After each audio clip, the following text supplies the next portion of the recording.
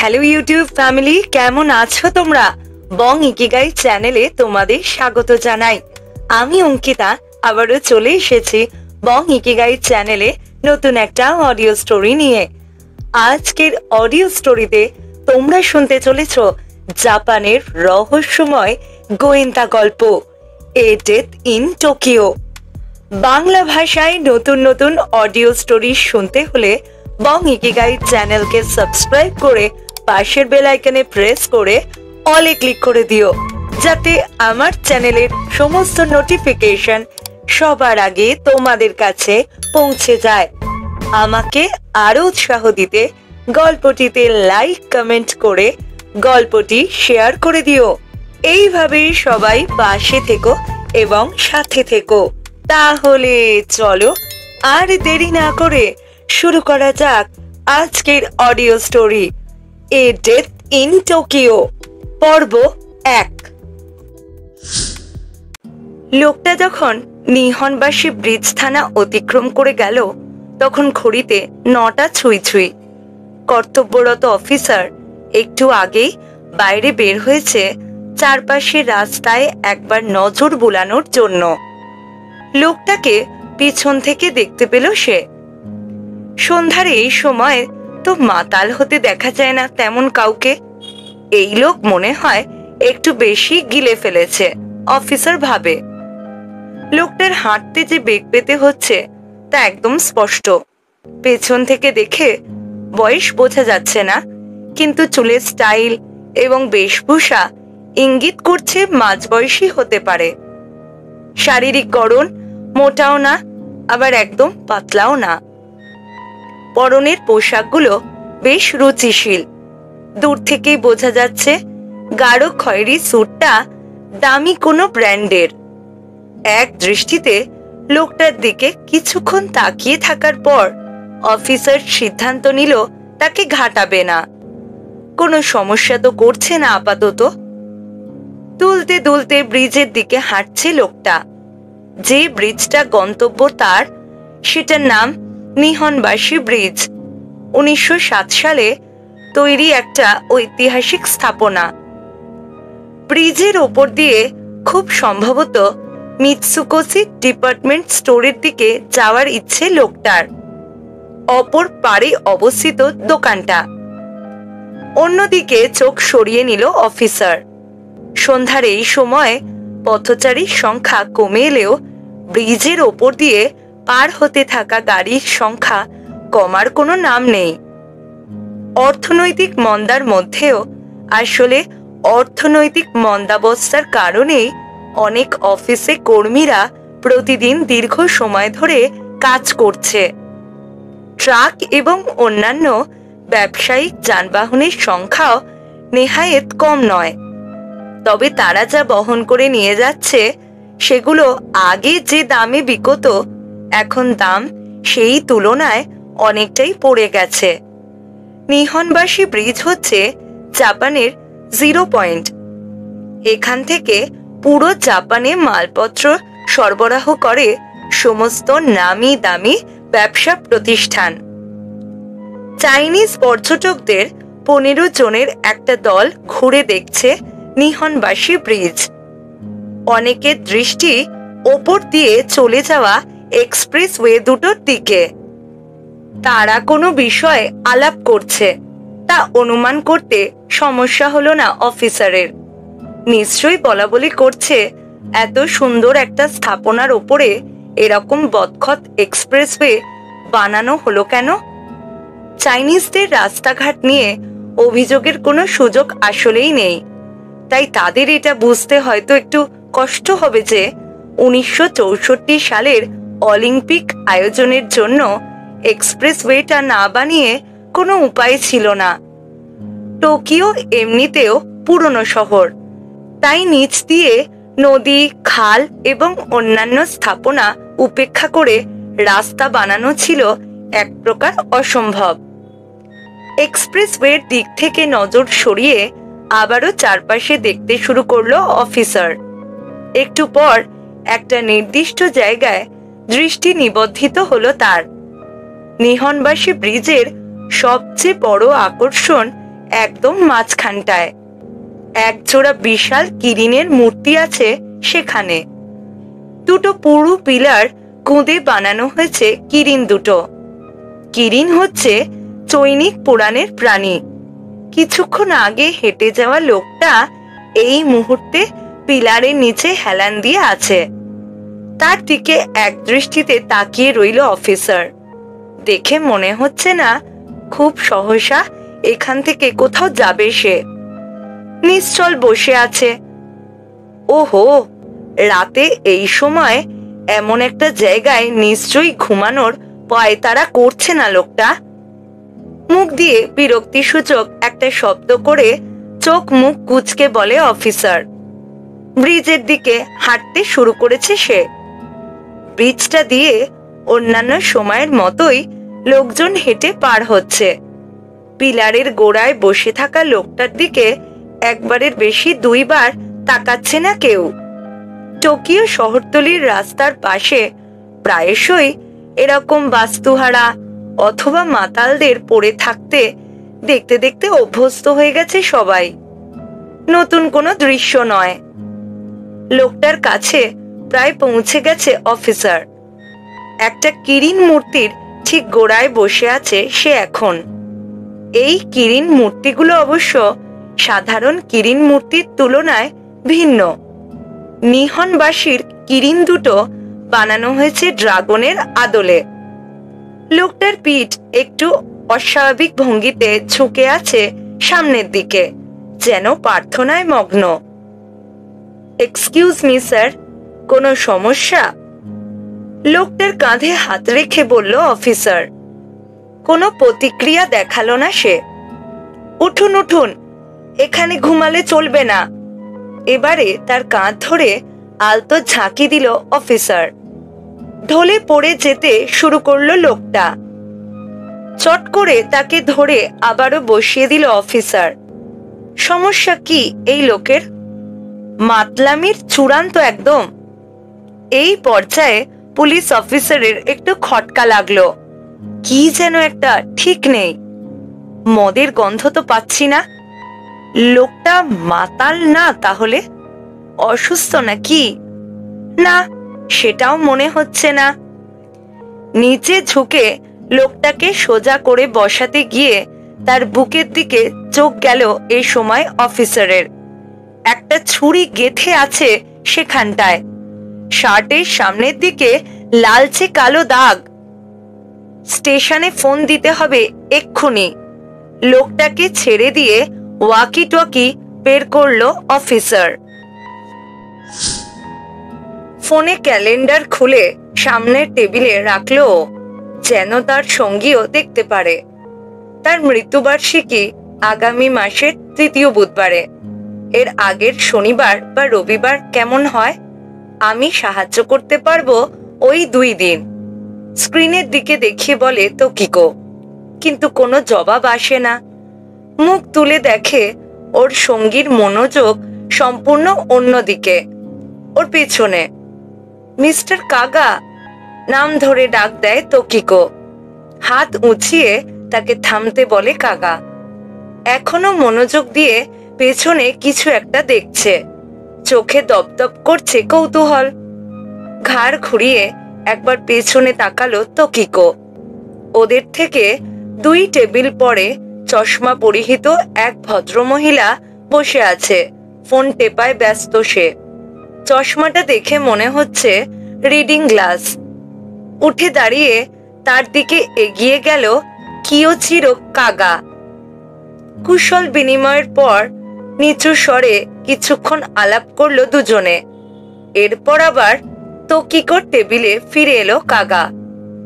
কোনো সমস্যা? ওরকম কিছু না, কফিতে এক চুমুক দিয়ে বলে কাগা। কিছুক্ষণ আগে দেখলাম ওয়েট্রেসের কাছ থেকে কলম চেয়ে নিচ্ছেন। তো কলমটা ধার করে নিয়ে আসার সময় ফোনে কথা বলছিলেন তিনি। এরপর সামনে টিস্যু পেপারে কিছু একটা লেখেন। ফোনে কথা বলা শেষ হলে তাকে দেখি টিস্যু পেপারে লেখাটার দিকে তাকিয়ে ফোনে কিছু একটা করতে। তখনই বুঝতে পারি সমস্যাটা কি? কি সমস্যা? কেউ একজন ফোন করে তাকে নিজের নতুন নম্বর দিয়েছে। উঠে গিয়ে যখন জিজ্ঞেস করলাম তখন ঠিক এই কথাটাই বলল। তার বিশ্ববিদ্যালয় পড়ুয়া নাতি ফোন দিয়ে বলেছে নতুন নম্বরটা টুকে নিতে। আমি পরামর্শ দিই নম্বরটা বদলানোর আগে একবার পুরনো নম্বরে ফোন দিয়ে দেখতে। কারণ আপনার ধারণা ঠিক ধরেছেন, কাগা বলে। আমার মনেই হচ্ছিল এটা স্ক্যাম বা জালিয়াতির কেস। ইদানিং অহরহ হচ্ছে এমনটা। জালিয়াত হুট করে ফোন করে আপনার ফোন ডিরেক্টরির একজনের নম্বর পরিবর্তনের কথা বলবে। কিছুদিন পর আবার যখন সেই নম্বর থেকে ফোন দিবে তখন আপনার আত্মীয় বা পরিচিত কারোর নাম ভেসে উঠবে স্ক্রিনে। এই ক্ষেত্রে ভদ্রমহিলা নিশ্চয়ই ধরে নিতেন তার নাতিই ফোন দিয়েছে। খানিক বাদেই ছুটে এলো বয়স্ক ভদ্রমহিলা। আপনি বাঁচিয়ে দিয়েছেন আমাকে। একটু হলে ফাঁদে পা দিয়ে দিতাম। পুরনো নম্বরেই পেয়েছি আমার নাতিকে। ফোন হারায়নি, ওর নম্বরও বদলায়নি। তাই তো বলি গলাটা তখন ওরকম লাগছিল কেন। যাক, শুনে ভালো লাগলো। আপনি ওই নতুন নম্বরটা আপনার ফোন বুকে স্ক্যাম লিখে সেভ করুন। সেক্ষেত্রে আবারও ফোন দিলে বুঝতে পারবেন। আর কাছের কোনো থানায় গিয়ে একটা রিপোর্ট লিখিয়ে ফেলুন। সেইটাই করব। ধন্যবাদ আপনাকে, ঝামেলার হাত থেকে বাঁচালেন। কৃতজ্ঞ ভঙ্গিতে একবার বাউ করল ভদ্রমহিলা।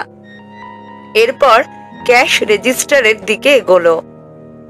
হাসি মুখে কফিতে চুমুক দিল কাগা। চোখের দৃষ্টি স্বাভাবিক হয়ে এসেছে তার। কিছুক্ষণ আগের পেশাদার ভঙ্গিটা নেই। আপনি দেখি দূর থেকেই অপরাধের ঘ্রাণ পান, তো কি কেউ মন্তব্য করে। কুকুর বলছেন নাকি আমাকে? আহা, তা বলবো কেন, কিন্তু সর্বক্ষণ এরকম নজর রাখতে ক্লান্ত লাগে না? এটার একটা গালভরা ইংরেজি নাম আছে, প্রফেশনাল ডিফরমেশন, যার অর্থ পেশাদার দৃষ্টিভঙ্গি থেকে সবকিছু দেখা। সমস্যা হচ্ছে এর থেকে নিস্তার নেই আমাদের। কফির কাপটা নামিয়ে রেখে টেবিলের ফোনটার দিকে তাকিয়ে বলে কাগা।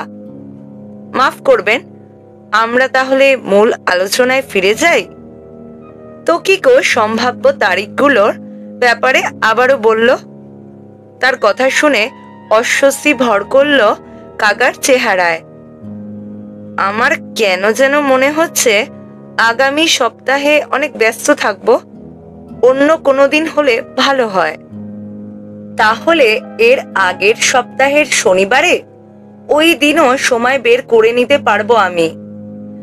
না, কাগা বলে, এই মাস আর আগামী মাসে আমাদের থানায় অনেক কাজ। এর পরের মাসের মাঝামাঝি হলে আমার জন্য সবচেয়ে ভালো হয়। বিস্মিত ভঙ্গিতে তার চেহারার দিকে কিছুক্ষণ তাকিয়ে রইল তোকিকো। অসম্ভব, মৃত্যুবার্ষিকীর এতদিন পর অনুষ্ঠান করার কোনো মানেই হয় না। আমার আসলে কিছু করার নেই, সময় বের করতে পারবো বলে মনে হয় না। আমি যে থানায় কাজ করি সেখানে লোকবল কম, কিন্তু অনেকটুকু জায়গার যাবতীয় সমস্যার সমাধান করতে হয়। একটার পর একটা কেস জমছে। তাহলে আপনার বসের সাথে কথা বলে না হয় নারিমা থানায় ফিরে আসুন। আসলে, অন্য মনস্ক ভঙ্গিতে ভ্রু চুলকাতে চুলকাতে বলে কাগা। নারিমাতেও যে কাজের চাপ ছিল না তা নয়। দীর্ঘশ্বাস ফেলে তোকিকো। দেখুন, আমি জানি আপনি অনেক ব্যস্ত। হুট করে অনেক কেস এসে পড়ে। আমরা যদি 1 মাস অপেক্ষাও করি, কোনো নিশ্চয়তা নেই যে আপনি সেই মাসেও ব্যস্ত থাকবেন না। আর আমি দুইজনেই জানি যে আপনি ইচ্ছাকৃতভাবে অনুষ্ঠানটা পিছিয়ে দিতে চাইছেন। না, হ্যাঁ, আমি আমার সর্বোচ্চ চেষ্টা করছি আপনাকে সহযোগিতা করার, তাই আমার কথা শুনুন। আগামী মাসের 2য় শনিবারে আপনার বাবার মৃত্যুবার্ষিকী উপলক্ষে একটা স্মৃতিসভা করব আমরা, সকাল 11টায়। ওই দিন তো আপনার কোনো কাজ নেই, তাই না? আমি না হয় সব জোগাড়যন্ত্র করলাম। ভ্রু কুঁচকে ভাবনায় ডুবে গেল কাকা। টেবিলের ওপরে হাত দিয়ে একবার চাপড় দিল তৌকিকো। মিস্টার কাকা! চমকে উঠল ডিটেকটিভ। শান্ত হন। আপনার কাছ থেকে পরিষ্কার একটা জবাব চাই আমার। আমার পরিকল্পনা ঠিক আছে তো? অনিচ্ছা সত্ত্বেও সম্মতি জানাতে যাচ্ছিল কাকা। এমন সময় তার কোটের ভেতর থেকে ভেসে এলো একটা গুঞ্জন, মোবাইল ফোনের ভাইব্রেশনের শব্দ। সরি বলে ফোনটা বের করে উঠে গেল সে। মুখ দিয়ে বিরক্তিসূচক একটা শব্দ করতে গিয়েও করল না তৌকিকো। সামনে রাখা চায়ের কাপের দিকে হাত বাড়িয়ে দিল। একবার ঘড়ির দিকে তাকালো। 9টা বেজে গেছে ইতিমধ্যে।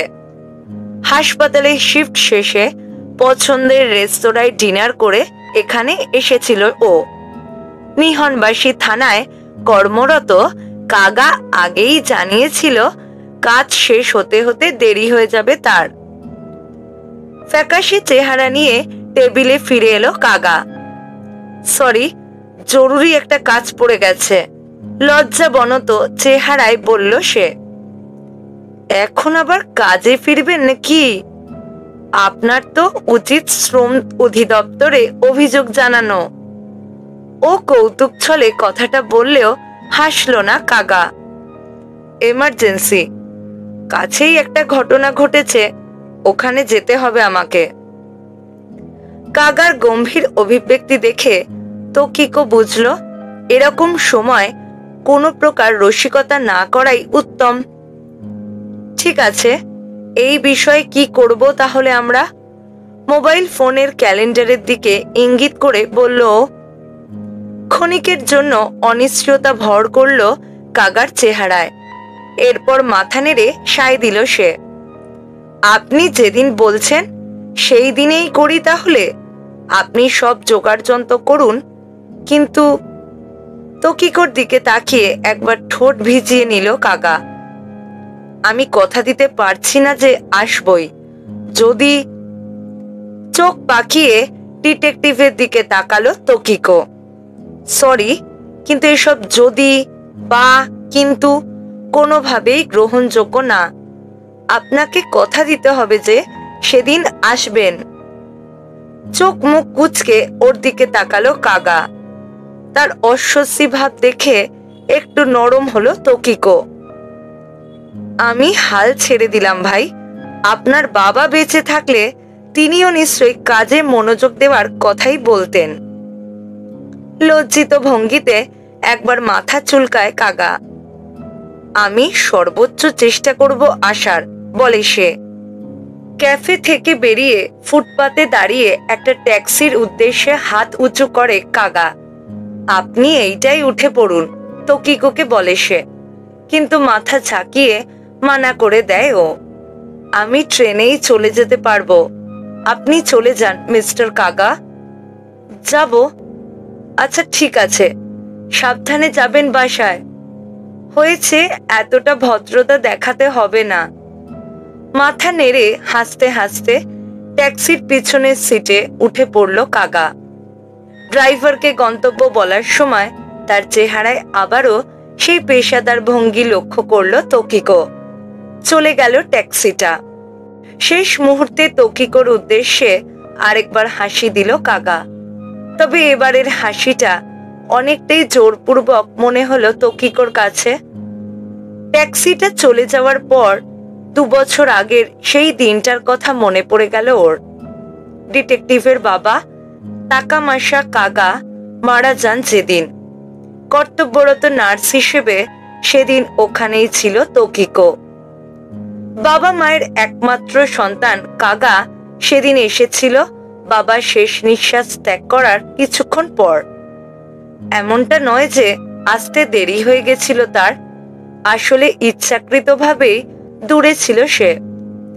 শুধু যে সেই দিনই এমনটা করেছে কাগা তা নয়, হাসপাতালে ভর্তি হওয়ার পর পুরো সময় খুব কমই বাবাকে দেখতে এসেছে সে। তাই বাইরে থেকে দেখে খুব স্বাভাবিকভাবেই কাগাকে নির্দয় এবং দায়িত্বজ্ঞানহীন মনে হতে পারে। সেই সময় হাসপাতালে উপস্থিত কাগার ফুপু এবং ফুপাতো ভাই ভীষণ রাগ করেছিল কাগার এহেন ব্যবহারে। তবে আর কেউ না হলেও তোকিকো খুব ভালো করেই জানতো কাগার মধ্যেও আর সবার মতোই আবেগ বিষয়টা বিদ্যমান। চেহারা দেখে না বোঝা গেলেও বাবার মৃত্যুতে সবচেয়ে বেশি কষ্ট সেই পেয়েছিল। কাগা মনে প্রাণে চাইতো জীবনের শেষ কটা দিন বাবা নিজের মর্জি মাফিক যতটা সম্ভব সম্মানের সাথে কাটাক। তবে ছোট থেকে কখনোই নিজের আবেগ প্রদর্শনের ব্যাপারে পটু ছিল না কাগা। মাঝে মাঝে তোকিকোকে বাবার দেখভাল সংক্রান্ত বিষয়ে ইমেল পাঠাতো সে। একমাত্র সেখানেই তার সত্যিকারের অনুভূতির প্রতিফলন মাঝে মাঝে লক্ষ্য করত তোকিকো। সেই সময়ে ও সিদ্ধান্ত নেয় যে তাকামাশার 3 দিন পর অনুষ্ঠিতব্য অন্ত্যেষ্টিক্রিয়ায় অংশগ্রহণ করবে। অনুষ্ঠানে যারা আসে তাদের বেশিরভাগই তার পুরনো সহকর্মী। সবাই যেরকম শ্রদ্ধার সাথে তাকামাশাকে নিয়ে কথা বলছিল, তোকিকোর বুঝতে অসুবিধা হয় না কর্মক্ষেত্রে কতটা জনপ্রিয় এবং সবার পছন্দের একজন মানুষ ছিল কাগার বাবা। সেদিন অবশ্য মৃত ব্যক্তির পরিবারের সদস্য হিসেবে নিজের দায়িত্ব একদম ঠিকঠাক পালন করে কাগা। ঘরের একপাশে ফুপাতো ভাইয়ের সাথে দাঁড়িয়ে আগত অতিথিদের ধূপ জ্বালানোর আচার পালন করতে দেখে সে। তোকিকো পাশ দিয়ে যাওয়ার সময় নিঃশব্দে মুখ নেড়ে একবার ধন্যবাদ জানায়। তাকামাশার মৃত্যুর 1 বছর পর মৃত্যুবার্ষিকী উপলক্ষে কোনো আয়োজন করা হচ্ছে কিনা জানতে চেয়ে কাগাকে একটা ইমেল দেয় তোকিকো। প্রায় সঙ্গে সঙ্গেই জবাব আসে। সময়ের অভাবে কোনো আয়োজন করতে পারছে না বলে জানায় কাগা। পুরো ইমেলটা কয়েকবার পড়ার পর তোকিকোর মনে বদ্ধমূল ধারণা জন্মে যে বিগত 1 বছরে বাবার কবর দেখতেও যায়নি কাগা। পাল্টা ইমেলে তোকিকো দুজনের একসাথে কবরস্থানে যাওয়ার প্রস্তাব দেয়, এমনকি কিছু তারিখের কথাও উল্লেখ করে। তোকিকো ভাবে ইমেলটা পড়ার সময় নিশ্চয়ই বিস্ময় ভর করেছিল কাগার চোখে মুখে। তবে নিজের ব্যস্ততা সত্ত্বেও জবাব দিয়েছে সে, এটাও কম নয়। দ্রুত একটা তারিখ চূড়ান্ত করে পাল্টা জবাবও দেয়। ব্যক্তিগত বিষয়ে নাক গলানোর কারণে আমার উপর নিশ্চয়ই একটু বিরক্ত হয়েছে সে। তোকিকো নিজেও জানে না যে কেন বিষয়টা নিয়ে মনের মধ্যে সব সময় একটা দায়িত্বের তাড়না অনুভব করে সে। হাসপাতালে নার্স হিসেবে কাজ করায় এর আগেও অনেক রোগীর মৃত্যুর সাক্ষী হয়েছে সে। এমনও অনেকে ছিল দীর্ঘ সময় ধরে যাদের দেখভাল করেছে তোকিকো। পরিবারের সদস্যের মতন হয়ে উঠেছিল তারা, কিন্তু ও সচেতনভাবে সবসময় চেষ্টা করেছে যাতে তাদের মৃত্যু ওর দৈনন্দিন জীবনে কোনো প্রভাব না ফেলে। কিন্তু এই বাবা ছেলেকে চাইলেও ভুলতে পারেনি ও। দায়িত্বটা যেন আপনা থেকেই কাঁধে চেপে বসে ওর। নির্দিষ্ট দিনটায় কাগা আর তোকিকো ঘুরে আসে তাকামাশার কবর থেকে। ও যেমনটা আজ করেছিল সেবারই প্রথম বাবার কবর দেখতে যায় কাগা। তার চেয়ে বরং মাতসুমিয়া সুহেই, কাগার ফুফাতো ভাই, অনেকবার দেখে গেছে মামার কবর। আসলে বাবা বিষয়টা পছন্দ করতেন বলে মনে হয় না। বলতো, আমি তো এখানেই শান্তিতেই আছি, তুমি তোমার কাজ নিয়ে ব্যস্ত থাকলেই পারো। কবর ফলকের দিকে তাকিয়ে নিস্পৃহ কণ্ঠে কথাটা বলে কাগা। আর চোখে একবার ডিটেকটিভের দিকে তাকিয়ে তোকিকোর মনে হয় ওর কিছু একটা বলা উচিত। কিন্তু কিছু মুখে আসে না। ভীষণ হতাশাজনক ছিল মুহূর্তটা। এরপর প্রায়শই নানা রকম বিষয় ইমেল চালাচালি হয়েছে দুজনের মধ্যে। প্রতি ইমেলেরই শেষে একটা প্রশ্নই করত তোকিকো, কবরস্থানে গিয়েছিলেন? সচরাচর ইমেলের জবাব দিতে দেরি না করলেও এই প্রশ্নটা প্রতিবারই এড়িয়ে গেছে সে। দ্বিতীয় মৃত্যুবার্ষিকীর তারিখ ঘনিয়ে আসায় তোকিকো এবার ইমেলে জানতে চায় কাগার পরিকল্পনা কি। কোনো পরিকল্পনাই নেই, অকপটে জানায় ডিটেকটিভ। যে করেই হোক দ্বিতীয় মৃত্যুবার্ষিকীতে স্মৃতিসভা আয়োজন করতে হবে বলে দেয় তোকিকো। যদি কাগা ব্যস্ত হয় তাহলে ও নিজে সাহায্য করবে। ছেলে হিসেবে এটা আপনার দায়িত্ব যেন সবাই আপনার বাবাকে স্মরণ করে সেই দিন। একটু কড়া সুরেই ইমেলটা লিখেছিল সেদিন। দুদিন আগে ফোন দেয় কাগা, বলে তার ফুপু এবং ফুপাতো ভাইও এই বিষয়টা নিয়ে উদ্বিগ্ন। তাই সে সিদ্ধান্ত নিয়েছে এবছর বাবার মৃত্যুবার্ষিকী উপলক্ষে স্মরণ সভার আয়োজন করার। তোকিকো তাকে সাহায্য করতে পারবে কিনা? নিশ্চয়, তোকিকো সাথে সাথে জবাব দেয়। আর সেই জন্যই 2 বছর ধরে আটকে থাকা একটা অনুষ্ঠান অবশেষে আলোর মুখ দেখতে যাচ্ছে। সুহেই মাতসুমিয়া যখন ক্রাইম সিনে পৌঁছালো ততক্ষণে নিহনবাসী ব্রিজের একপাশে জনসাধারণের চলাচল বন্ধ করে দেয়া হয়েছে। নদীর সাথে সমান্তরালে চলা একমুখী রাস্তাটার সামনে দাঁড়িয়ে ইউনিফর্ম পরিহিত এক পুলিশ অফিসার গাড়িগুলো ঘুরিয়ে দিচ্ছে অন্য পাশে। রাস্তার অপর পাশে ভিড় জমিয়েছে টিভি চ্যানেলের ভ্যান এবং কর্মীরা। একটা স্বস্তির বিষয়, খুব বেশি সংখ্যক লোক রাস্তার পাশে অহেতুক দাঁড়িয়ে নেই এই মুহূর্তে। ভিকটিমকে খুব দ্রুত হাসপাতালে স্থানান্তর করা হয় এবং সংঘটিত অপরাধের কোনো দৃশ্যমান চিহ্ন নেই বিধায় রাস্তা দিয়ে যাওয়ার সময় বা হাঁটতে বের হয়ে দেখার মতো কিছু নেই। খুনের কেসের ক্রাইম সিন হিসেবে জায়গাটা একটু মেরমেরেই লাগলো মাতসুমিয়ার কাছে। ভেবেছিল লোকজনের ভিড় ঠেলে সামনে এগোতে হবে ওকে। গ্লাভস পরে বাহুতে আর্ম ব্যান্ড বাঁধছে এমন সময় কেউ একজন চাপড় দিল ওর ডান কাঁধে। কোবায়াশি, ওদের স্কোয়াড লিডার। সরু চোখ আর তীক্ষ্ণ চোয়ালের লোকটাকে অনেক দূর থেকে দেখলেও চিনতে পারবে ও। ও গুড ইভিনিং স্যার। বেচারা মাতসুমিয়া, তোমার ভাগ্যটাই খারাপ। ডেটে বের হয়েছিলে নাকি? এ কথা মাথায় এলো কেন আপনার? আজকে ছুটির সময় তোমার মন মেজাজ খুব ভালো মনে হচ্ছিল। চেহারাতেই স্পষ্ট লেখা ছিল যে ভাগ্যিস আজকে আমার বাড়তি ডিউটি পড়েনি। আপনি যখন বাড়িতে থাকেন তখন কোনো কেস সংক্রান্ত ফোন না এলে নিশ্চয় আপনিও খুশি হন, পরিবারের সাথে সময় কাটাতে পারেন। নাক দিয়ে একবার শব্দ করলো কোবায়াশি। আজকে যখন ফোনটা এলো তখন আমার মেয়ের চেহারা দেখলে বুঝতে, বাপকে এরকম সময় বাসা থেকে বের হতে হবে শুনে চকচক করছিল চেহারা। আমার স্ত্রীর অভিব্যক্তিও একই ছিল। তোমাকে একটা কথা বলি মাতসুমিয়া, এখন হয়তো বুঝতে পারবে না, কিন্তু পরে মিলিয়ে নিও।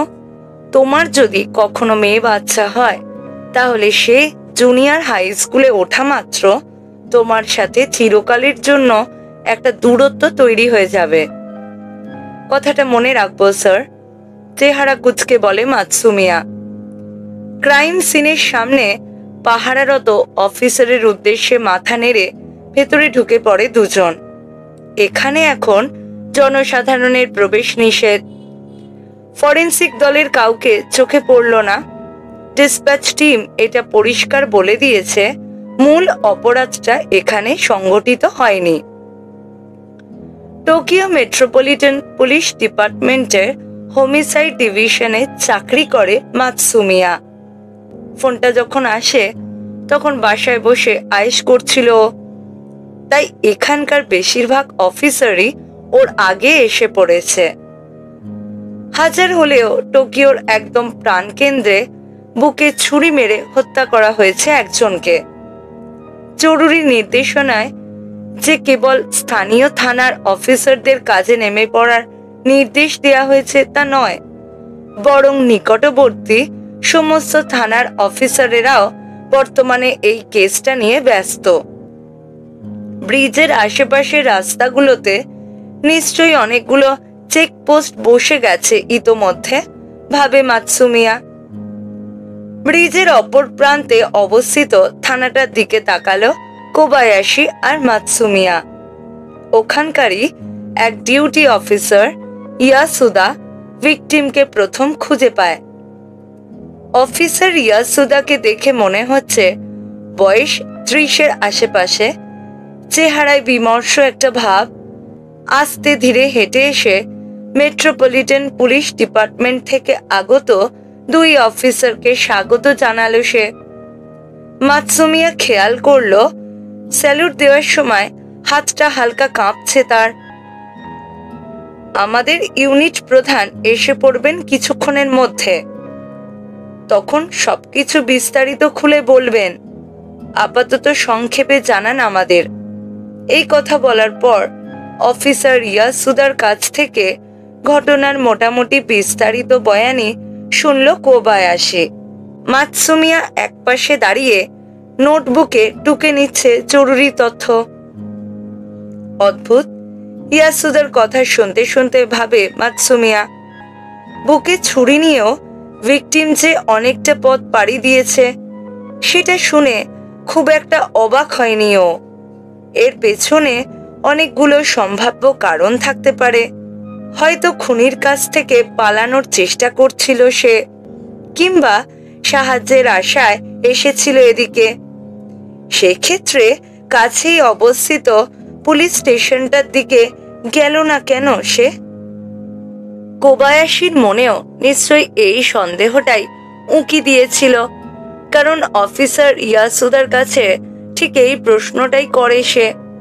একদিকে ঘাড় কাত করে তাকায় অফিসার। এই ব্যাপারে আমার কোনো ধারণা নেই।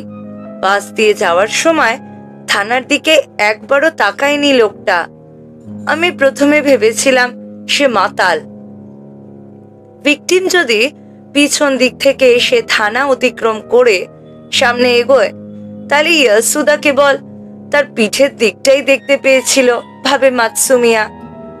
কোনো সমস্যা আছে এমনটা না ভাবাই স্বাভাবিক সেক্ষেত্রে। হয়তো রক্তক্ষরণের জন্য চেতনা লোপের কাছাকাছি ছিল সে ওই মুহূর্তে। ব্রিজের পাশেই যে একটা পুলিশ স্টেশন আছে সেটা হয়তো চোখেও পড়েনি, কোবায়াশি বলে। ইউনিট প্রধান ইশিকাকি এবং অন্যান্যরাও এসে পড়ল কিছুক্ষণের মধ্যে। অফিসার ইয়াসুদার কাছ থেকে বিস্তারিত শোনার আগে উপস্থিত সকলকে এক জায়গায় জড়ো করলো সে। ভিকটিমকে বাঁচানো যায়নি শুনলাম, গম্ভীর কণ্ঠে বলল ইশিকাকি। অর্থাৎ এটা এখন আনুষ্ঠানিকভাবে একটা খুনের তদন্ত। ডেপুটি কমিশনার স্যার এবং ডিরেক্টর স্যার এই মুহূর্তে নিহনবাসী থানায় আছেন। নিকটবর্তী সমস্ত থানার অফিসাররা এই মুহূর্তে কাজ করছে। তারপরেও যদি কিছু না জানা যায় সেক্ষেত্রে মোবাইল ইউনিটের ব্যবস্থা করবে নিশ্চয়ই তারা। পরিস্থিতির গুরুত্ব বুঝতে পারছো সবাই, আশা করি।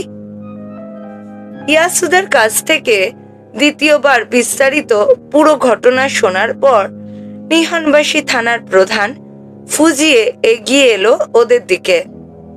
ভদ্রলোকের বয়স 40 থেকে 45-এর মাঝে, পাতলা গড়ন।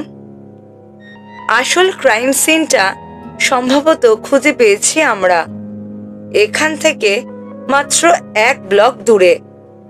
চলুন আপনাদের দেখিয়ে আনি। বন্ধ একমুখী রাস্তাটা ধরে হাঁটতে শুরু করলো সে। মাতসুমিয়াকে এবং দলের অন্যান্যদের সাথে নিয়ে তার পেছন পেছন এগোলো ইশিগাকি। রাস্তার বাম পাশে ফরেন্সিকের লোকেরা কাজে ব্যস্ত। ফুটপাতে রক্তের দাগ খুঁজে পেয়েছে তারা। পরিমাণ খুব বেশি না, হাঁটার সময়ও নিশ্চয়ই রক্তপাত হয়েছিল ভিকটিমের। ফুজিয়ে ব্যাখ্যা করে বলে, সরু ফুটপাতের একপাশে এক বিনিয়োগকারী ব্যাংকের সদর দপ্তর। এই অন্ধকারেও দালানটার জৌলুস স্পষ্ট বোঝা যাচ্ছে। বুকে ছুরি নিয়ে এই রাস্তা ধরে হেঁটে যাওয়ার সময় কি চলছিল ভিকটিমের মনে? এদিকে পথচারীর সংখ্যা খুব বেশি নয় দেখছি, ইশিগাকি বলে। মাথা নেড়ে সায় জানায় ফুজিয়ে। দিনের বেলা কি অবস্থা থাকে তা জানি না, কিন্তু রাতে কখনোই ওরকম ভিড় হয় না। এখানে ওই ব্যাংকটা ছাড়া বলার মতো আর কিছু নেই। খুব সম্ভবত এই কারণেই আহত ভিকটিমকে খেয়াল করেনি কেউ। জি, ভিকটিমের পরিচয় তো বের করতে পেরেছেন, তাই না? পরিবারের সঙ্গে যোগাযোগ করেছেন? হ্যাঁ, তা করা হয়েছে। এখন নিশ্চয়ই হাসপাতালে যাচ্ছে তারা। ফুজিয়ে ওদের যে জায়গাটায় নিয়ে গেল সেটা এক্সপ্রেসওয়ের প্রবেশের একদম মুখেই। সাইড ওয়াকের থেকে একটা সরু ফুটপাত নেমে গেছে নিচের আন্ডারগ্রাউন্ড প্যাসেজওয়েতে। ক্রাইম সিনের হলুদ টেপ দিয়ে ঘেরা পুরো এলাকা। ফরেন্সিক টেকনিশিয়ানরা মনোযোগ দিয়ে কাজ করছে এই মুহূর্তে। আপনারা বোধহয় জানেন, এই আন্ডারগ্রাউন্ড প্যাসেজ দিয়ে কিছু দূর এগোলেই এদোবাশি ব্রিজের শেষ প্রান্ত চোখে পড়বে। ইশারা করে পরবর্তী ব্রিজটা দেখালো ইশিগাকি। প্যাসেজটা খুব বেশি বড় না, মাঝামাঝি জায়গাটায় রক্তের ছাপ খুঁজে পেয়েছি আমরা। এরপর আর কোনো দাগ নেই। অর্থাৎ এই প্যাসেজওয়ের মাঝামাঝি হচ্ছে মূল ক্রাইম সিন, ইশিগাকি জিজ্ঞেস করে। আমাদের সেটাই ধারণা, ফুজিয়ে জবাব দেয়। জুতোয় শু কভার গলিয়ে কোবায়াশির পেছন পেছন এগোয় মাতসুমিয়া। কোথায় কোথায় পা দেয়া যাবে হলুদ টেপ দিয়ে নির্দেশ করা আছে। প্যাসেজটার প্রস্থ মাত্র 3 মিটার। মাতসুমিয়া ভেবেছিল আরেকটু চওড়া হবে হয়তো। উচ্চতাও খুব বেশি না, লম্বা চওড়া কেউ লাফিয়ে ছাদ ছুঁতে পারবে। ফুজিয়ে যেমনটা বলেছিল, গোটা প্যাসেজটা 10 মিটারের মতন লম্বা। একদম মাঝখানটায় রক্তের দাগ। এখানেও রক্তের পরিমাণ খুব বেশি না, 5 সেন্টিমিটারের কালো একটা দাগ চোখে পড়ল মাতসুমিয়ার। অপরাধটার দৃশ্যমান কোনো চিহ্ন নেই জায়গাটায়। মাতসুমিয়াদের দলটা প্যাসেজের শেষ প্রান্ত অবধি গেল, যেখানে ইশিগাকি এবং তার লোকেরা অপেক্ষা করছিল আগে থেকে। নিজেদের এদোবাশি ব্রিজের সাইডওয়াকে আবিষ্কার করলো ওরা। পকেট থেকে নিজের নোটবুকটা বের করলো ফুজিয়ে। আপনারা নিশ্চয়ই এতক্ষণে জেনে গেছেন যে নিহনবাসী ব্রিজ থানার পেট্রোলম্যান ইয়াসুদা ঠিক 9টার সময় ফোন করে ভিকটিমের সম্পর্কে জানায়। এর 4 মিনিট পরে নিকটবর্তী থানার সমস্ত অফিসারদের কাজে লেগে পড়তে বলি আমরা। এখন অবধি সন্দেহভাজন কাউকে খুঁজে পাওয়া যায়নি। সম্মতির ভঙ্গিতে মাথা নেড়ে চারপাশে একবার তাকালো ইশিগাকি। এই ব্রিজে পথচারীর সংখ্যা কেমন হয়? ক্ষীণ কণ্ঠে বলে সে। সন্ধ্যা 9টার দিকে পথচারীর সংখ্যা কখনোই খুব একটা বেশি হয় না। আর সত্যি বলতে খুব বেশি লোক আন্ডারগ্রাউন্ডের প্যাসেজওয়েটা ব্যবহারও করে না। যেমনটা দেখছেন, গাড়ির সংখ্যা কিন্তু কম না, ফুজিয়ে বলে। এদোবাশি ব্রিজের এপাশ ওপাশ দিয়ে অনবরত গাড়ি আর ট্রাকের বহর চলছে। ছুরিবিদ্ধ হওয়ার পরেও নিহনবাসী ব্রিজ অবধি যেতে সক্ষম হয় ভিকটিম।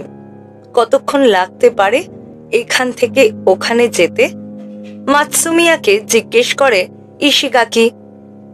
স্বাভাবিক অবস্থায় 3 থেকে 4 মিনিট, বুকে ছুরিবিদ্ধ অবস্থায় ধরুন এর দ্বিগুণ, জবাব দেয় ও। মনে মনে ঘটনাটার একটা সম্ভাব্য চিত্র কল্পনার চেষ্টা করল। হ্যাঁ, এমনটাই লাগার কথা। ধরলাম না হয় 10 মিনিটই লাগলো, কিন্তু ততক্ষণে খুনি এখান থেকে পালিয়ে যাওয়ার জন্য যথেষ্ট সময় এবং সুযোগ পাওয়ার কথা। স্থানীয় ট্যাক্সি কোম্পানিগুলোর সাথে যোগাযোগ করা হয়েছে, ফুজিয়ে বলল এই সময়, কিন্তু তাদের কোনো ড্রাইভারই এই এলাকা থেকে সন্দেহজনক কাউকে গাড়িতে তোলার ব্যাপারে কোনো রিপোর্ট করেনি। পালাতে হলে ট্যাক্সি লাগবে এমন কোনো কথা নেই। শান্ত কণ্ঠে উল্টো দিকে নির্দেশ করে বলে কোবায়াশি। খুনি যদি নদীর অপর পাশে পৌঁছে যায় তাহলে পালানো আরো সহজ হয়ে যাবে তার জন্য। কোবায়াশির আঙুল অনুসরণ করে তাকালো মাতসুমিয়া। ব্রিজের ওই প্রান্তে একটা পথচারী ক্রসিং। রাতের এই সময়েও অনেকেই ব্যবহার করছে ক্রসিংটা। কোবায়াশি ঠিক বলেছে, মাতসুমিয়া বলে। খুনি যদি আসলেও ভিড়ের সাথে মিশে গিয়ে থাকে তাহলে আমরা বিপদে পড়ে যাব। ওরা প্রায় হাসপাতালে পৌঁছে গেছে। এমন সময় পেছনের সিট থেকে ফুমিকোর অস্থির নড়চড়ের শব্দ কানে এলো। ব্যাগে কিছু একটা খুঁজছে সে। সামনের সিটে বসে ইউতোর অস্থির লাগতে লাগলো শব্দটা শুনে। ড্রাইভারের পাশের সিটে বসে আছে ও। কি সমস্যা? হারুকা জানতে চাইল। মনে হয় বাসাতে রেখে এসেছি, ক্ষীণ কণ্ঠে জবাব দেয় ফুমিকো। কি, তোমার ওয়ালেট? হ্যাঁ, হতাশায় মাথা ঝাঁকায় হারুকা। মুখ দিয়ে বিরক্তিসূচক শব্দ না করে পারে না ইউতো। সমস্যাটা কি তোমার? আমার কি দোষ? তাড়াহুড়োয় ভুলে গেছি। থাক, তারা ভুলবে কেন? ইউতো বলতে গিয়েও বলল না। এরকম গুরুতর মুহূর্তে এর আগেও সমস্যা সৃষ্টি করার নজির আছে ওর মায়ের। ড্রাইভার লোকটা নিশ্চয়ই ওদের কথোপকথন শুনেছে। বাসায় কিছু ফেলে এসেছেন? তাই তো মনে হচ্ছে, অপরাধী কণ্ঠে ফুমিকো জবাব দেয়। গাড়ি ঘোরাবো নাকি? দরকার নেই, আমার কাছে টাকা আছে। ট্যাক্সির মিটারের দিকে তাকিয়ে বলে ইউতো। নিজের ওয়ালেট বের করে একবার টাকা গুনে নিল ও। সমস্যা হবে না। যাক, বাঁচা গেল, হাফ ছেড়ে বলে ফুমিকো। এই মুহূর্তে ওয়ালেট নিয়ে মাথা ঘামানোর মতো অবস্থায় নেই ওরা কেউ। ওদের মেগুড়োর বাসা থেকে ড্রাইভারকে বলে যত দ্রুত সম্ভব গাড়ি ছুটিয়ে এখান অবধি এসেছে ওরা। রাত 11টার মতন বাজলেও ব্যস্ততা কমেনি রাস্তায়।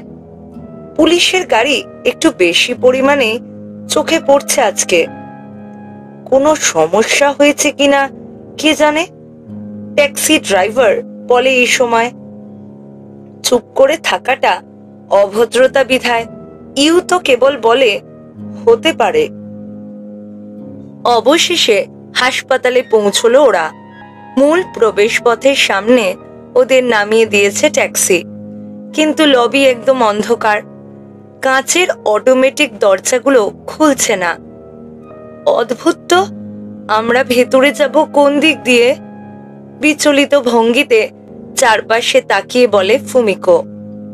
ওরা যখন তোমাকে ফোন দিয়েছিল তখন না বলে দিয়েছিল কোন দিক দিয়ে ঢুকতে হবে মা?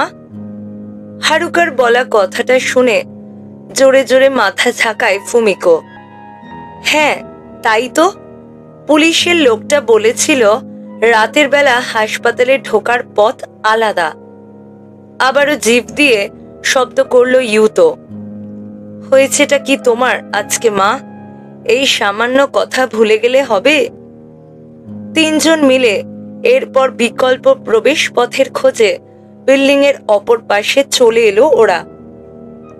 ডান দিকে ঘুরতেই পেটানো শরীরের এক লোককে টর্চ হাতে দাঁড়িয়ে থাকতে দেখলো।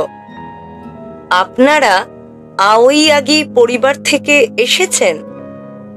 জি, ফুমিকো জবাব দেয়। টর্চ বন্ধ করে টোকিও মেট্রোপলিটন পুলিশের একটা ব্যাজ ওদের দেখালো লোকটা। আপনাদের জন্যই অপেক্ষা করছিলাম। নিহনবাসী থানার একজন ডিটেকটিভ সে। আমার স্বামী, ওর অবস্থা কি এখন? ফুমিকো জানতে চায়। অস্বস্তি ভর করল ডিটেকটিভের চেহারায়। ইউতোরা যে এখনো কিছু জানে না বুঝতে পেরে অবাক হয়েছে সে। মনে কু ডাক দিল ওর। আমি দুঃখিত, ডিটেকটিভ লোকটা বলে। আসলেই দুঃখিত। কিছুক্ষণ আগেই আপনার স্বামীকে মৃত ঘোষণা করেছেন কর্তব্যরত ডাক্তার। ইউতোর মনে হলো অনেক দূর থেকে কথাগুলো ভেসে আসছে। বাবাকে কোথায় রাখা হয়েছে এখন? ডিটেকটিভের কাছে জানতে চাইল ইউতো। আমার সাথে আসুন, নিয়ে যাচ্ছি। চলো মা। হারুকা, এখানে দাঁড়িয়ে কান্নাকাটি করে কোনো লাভ নেই। ফুমিকোকে উঠিয়ে বোনকে সাথে নিয়ে সামনে এগোলো ইউতো। ইউতো যেমনটা ভেবেছিল তার তুলনায় তাকেয়াকির চেহারা অনেকটাই ভালো দেখাচ্ছে। গল্ফ খেলার কারণে চেহারায় যে তামাটে ভাবটা সৃষ্টি হয়েছিল তা এখনো একই রকম আছে। একমাত্র অসঙ্গতি বলতে শ্বাস নিচ্ছে না সে। এছাড়া আর সবকিছু স্বাভাবিক মনে হচ্ছে দেখে। ঘুমানোর সময় এমনই দেখায় তাকেয়াকিকে, বরং গভীর একটা প্রশান্ত ভাব পরিলক্ষিত হচ্ছে তার অভিব্যক্তিতে। তাকেয়াকি আর্তনাদ বেরিয়ে এলো ফুমিকোর বুক ছিঁড়ে। হাঁটু গেড়ে বসে মৃত স্বামীর মুখে হাত রাখলো সে। কেন কেন বারবার একই প্রশ্ন করতে লাগলো ইউতোর মা।